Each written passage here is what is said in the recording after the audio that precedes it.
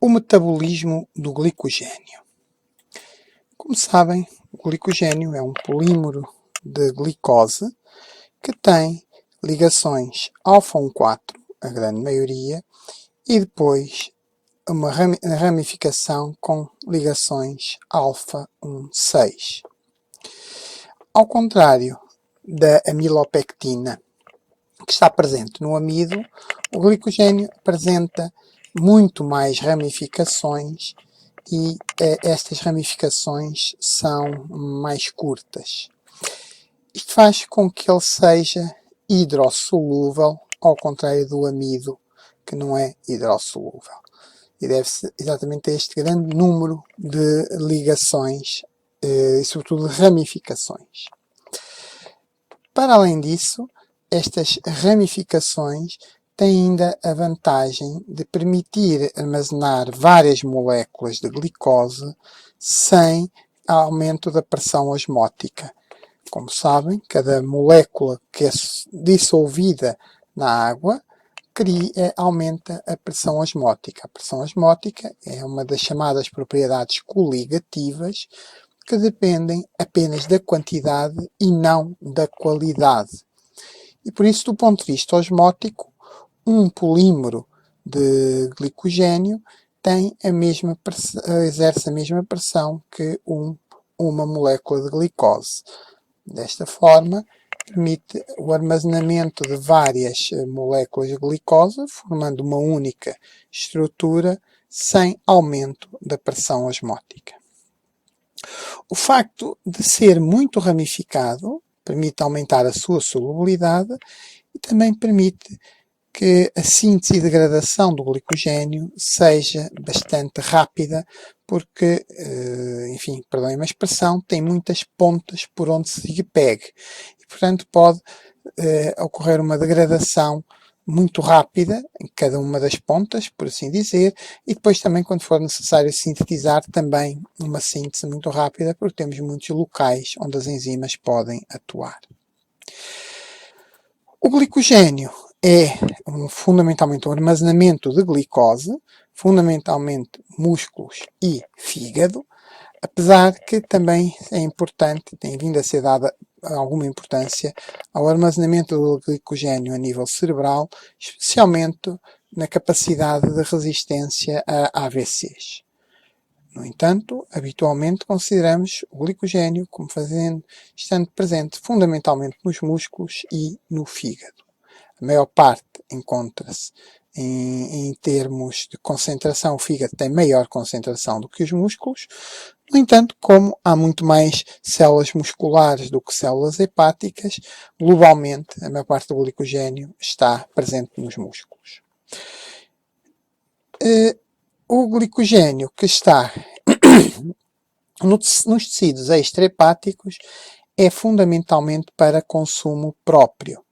Eu costumo dizer na brincadeira que este glicogênio é como o tio Patinhas. É só para mim e só eu é que o utilizo. É consumo interno. Já o glicogênio hepático vai servir fundamentalmente para a manutenção da glicemia e, por isso, usando a analogia, será equivalente à Madre Teresa de Calcutá, porque está sempre disponível a dar para os outros. E esta questão será importante depois em termos de regulação. O glicogênio, ele começa a partir de uma proteína, a glicogenina, que é a proteína iniciadora da síntese do glicogênio, que é uma proteína glicosilada e que depois vai sofrer a ação de uma glicosiltransferase da glicogenina, que vai adicionar entre 5 a 13 resíduos de glicose e depois, a partir desse ponto, ela passa a ser alvo da enzima responsável pela síntese do glicogênio, que será a síntese do glicogênio. Esta glicosiltransferase da glicogenina é uma enzima que usa o UDP-glicose, tal como a síntese do glicogênio, e que requer o magnésio ou o manganês. Os primeiros passos considerados para a síntese do glicogênio, na realidade não são específicos, são comuns a outras vias. Ou seja, a glicose, quando entra para dentro das células, é fosforilada, vimos isto na glicólise, ou pela hexocinase ou pela glicosinase, a fosfato 6 de glicose, que, como é óbvio, é usado na glicólise, mas também noutras vias, como a via dos fosfatos de pentose ou até a síntese dos aminoaçúcares, entre outras vias. Este fosfato de glicose, ou 6-fosfato, vai sofrer uma isomerização através de uma mutase que vai mudar o fosfato da posição 6 para a posição 1, formando-se assim o fosfato 1 de glicose. A enzima é a fosfoglicomutase ou a mutase do fosfato de glicose. Posteriormente, vai a sofrer a ação de uma pirofosforilase, a pirofosforilase da UDP-glicose, que promove a reação entre fosfato 1 de glicose e o UTP, ocorre a libertação do pirofosfato e forma-se a UDP-glicose. O nome desta enzima, na realidade, corresponde à reação inversa, em que o pirofosfato quebra a ligação do UDP à glicose, formando o UTP e o fosfato de glicose. No entanto, in vivo, a reação ocorre sempre neste sentido, portanto, no sentido da formação da UDP-glicose, porque a pirofosfatase quebra o pirofosfato em duas do fosfato, impedindo assim que haja o pirofosfato e tornando a reação fisiologicamente irreversível. Esta UDP-glicose corresponde, no fundo, a esta estrutura, a glicose ligado a dois fosfatos, DP, e depois a ribose e a uridina.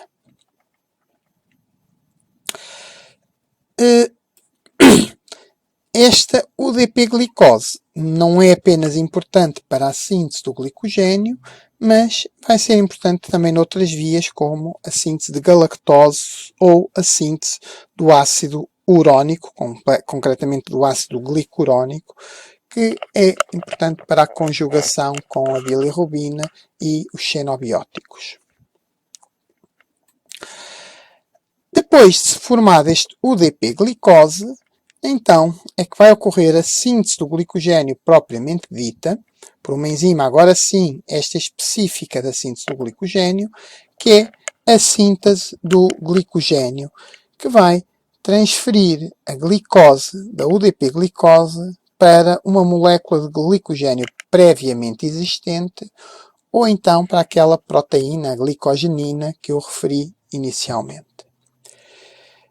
Esta enzima requer também o magnésio ou manganês, liberta o UDP e forma-se o glicogênio com mais uma molécula de glicose.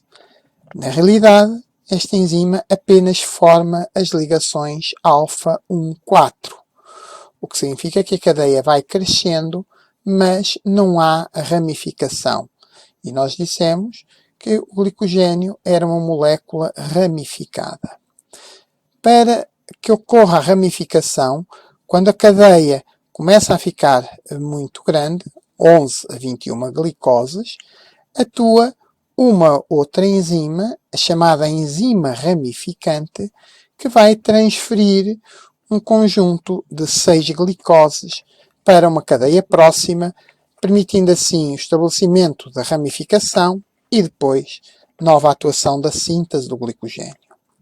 Para facilitar, para perceberem melhor o que acontece, vamos ver aqui um exemplo. Temos aqui uma cadeia até já ramificada, poderia ser uma ponta de uma molécula de glicogênio, e à medida que vai atuando a síntese, vão sendo adicionadas 1, 2, 3, 4, e assim sucessivamente, fazendo o crescimento de ambas as cadeias. Estamos já a ver aqui a importância da ramificação, porque permite que a síntese ocorra em várias pontas, fazendo um crescimento rápido desta molécula do glicogênio.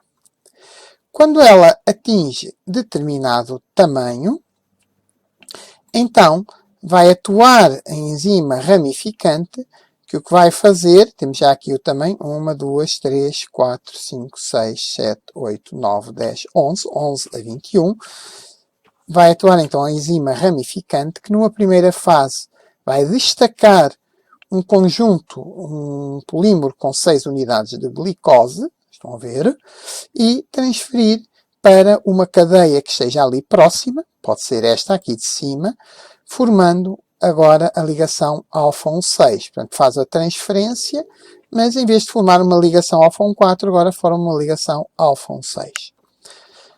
Agora, temos já 3 pontas e, portanto, poderá atuar novamente a síntese, fazendo crescer o glicogênio nestas 3 pontas.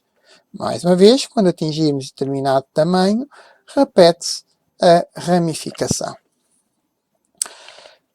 Quanto à degradação do glicogênio, a degradação do glicogênio atua uma outra enzima que se chama a fosforilase do glicogênio.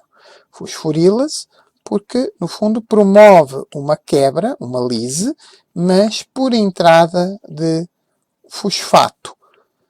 Portanto, há uma entrada de fosfato, quebra-se uma ligação alfa 1,4 e em vez de se libertar glicose, liberta-se o fosfato de glicose. Fosfato 1. A fosforilase faz a ligação ao fosfato 1. Ao carbono 1 da glicose. Posteriormente, segue a ação daquelas enzimas que já tínhamos visto. A mutase do fosfato de glicose transforma o fosfato 1 em fosfato 6, que no caso dos músculos, ou por exemplo do cérebro, pode ser usado na via glicolítica para obtenção de energia. Daí aquilo que eu referi, que o glicogênio a nível muscular é para consumo interno. No caso do fígado, e porque o fígado tem uma enzima, a glicose 6-fosfatase, que permite quebrar o fosfato 6 de glicose, formando glicose, este glicogênio hepático vai servir para a manutenção da glicemia, portanto a formação de glicose e a sua exportação para o sangue. Esta fosforilase vai atuando a nível do glicogênio até chegar próximo da ramificação, concretamente até chegar a 4 glicoses da ramificação. E a partir dessa altura deixa de atuar. Isto significa que se tivéssemos glicogênio, um tampão fosfato e a fosforilase do glicogênio, e dessemos tempo suficiente, iríamos obter uma quantidade relativamente elevada de fosfato de glicose, mas depois iríamos ter um glicogênio que se chamaria um glicogênio limite, porque seria o limite da ação da fosforilase. Ainda uma molécula mais curta, mas bastante ramificada. Para degradar estas ramificações e permitir a degradação completa do glicogênio, seria necessário juntar uma outra enzima, chamada enzima desramificante, que atua por 2 etapas. Numa primeira fase, daquelas 4 glicoses, pega em 3 e transfere para uma unidade próxima esta atividade de transferase e depois é que quebra a ligação alfa-6, uma atividade alfa-6 glicosidase, e liberta assim uma glicose. Esta glicose, no caso do músculo, porque a exocinase é muito ativa, será naturalmente fosforilada a fosfato de glicose e utilizada para a obtenção de energia. No caso do fígado, como normalmente a degradação do glicogênio ocorre numa fase de jejum, a glicosinase não está tão ativa e, portanto, esta glicose já está pronta para ir para a corrente sanguínea. Mais uma vez, exemplificando o processo de degradação do glicogênio, temos então aquela molécula do glicogênio que tínhamos sintetizado há pouco, vai sendo degradada pela fosforilase, libertando unidades de glicose fosforilada. Portanto, a glicose ligada ao fosfato. Esta reação vai prosseguindo até chegar a cerca de 4 unidades de uma ramificação. Temos aqui, neste caso, 4 unidades. Nesta altura, a fosforilase já não conseguiria atuar neste braço, poderia ainda atuar aqui, poderia eliminar esta, ou neste ramo. Mas, para exemplificar, vamos parar agora aqui e vamos ver a atuação da enzima desramificante. E como eu referi, a primeira fase será a ação transferase. Ela vai remover um conjunto de 3 glicoses, está aqui, removido, destacado, ficando apenas uma, com ligação alfa 6, e vai transferi-lo para uma cadeia próxima. Pode ser aqui para esta, e temos aqui a cadeia que foi transferida, que estava aqui, passou para esta glicose. E só agora é que atua a segunda atividade, a atividade glicosidase, ou se quisermos alfa 6 glicosidase, que vai quebrar esta ligação alfa 6, libertando, em vez de uma glicose ligada ao fosfato, apenas uma glicose, que, como vimos no caso do músculo, será fosforilada pela exocinase. No caso do fígado, está pronta para sair para a corrente sanguínea. Esta cadeia pode voltar a ser alvo da ação da fosforilase, que vai repetir o processo, quebrando até chegar a cerca de 4 unidades de nova ramificação. Espero ter ajudado a perceber o processo da síntese e degradação do glicogênio. Se gostaram, por favor, façam like.